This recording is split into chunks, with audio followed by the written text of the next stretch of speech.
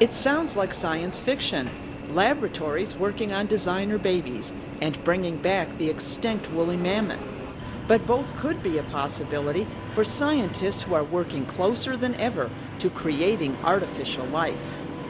At the SynBio Beta conference in London, synthetic biologist Drew Endy said the cost of synthesizing DNA, the building blocks of life, is now less costly, opening up more avenues for research. When I first started teaching at MIT, building 1 letter of DNA from scratch cost $4 US a letter. Today it's 4 cents a letter. And the consequence of that is I used to order designs for my students, say 20,000 base pairs of DNA. This spring, I'm ordering 10 million base pairs of DNA. Recently, a group of global researchers announced they are close to building a complete artificial genome for baker's yeast. Endy envisions a new, more productive synthetic yeast 2.0.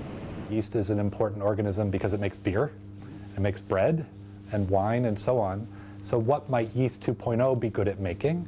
And the answer is not totally obvious yet, but it seems like it'll be useful for making any medicine that's now sourced from a plant.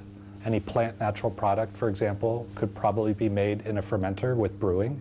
And yeast 2.0 will make that process more reliable, more readily distributable. But synthetic biology, like other forms of genetic engineering, has its critics, especially in the areas of the environment and food. Advocates for the research believe this is not justified. A lot of folks are concerned with things that you might take in. And would that change your DNA? Of course not. Now, you have your own DNA. If you eat an apple or Arctic apple, where we have silenced an enzyme so that when you slice the apple it doesn't turn brown, you can eat that apple and it tastes as good as any other, and probably better. To help fight the Zika virus, Intrexon is using the technology to create millions of genetically altered mosquitoes.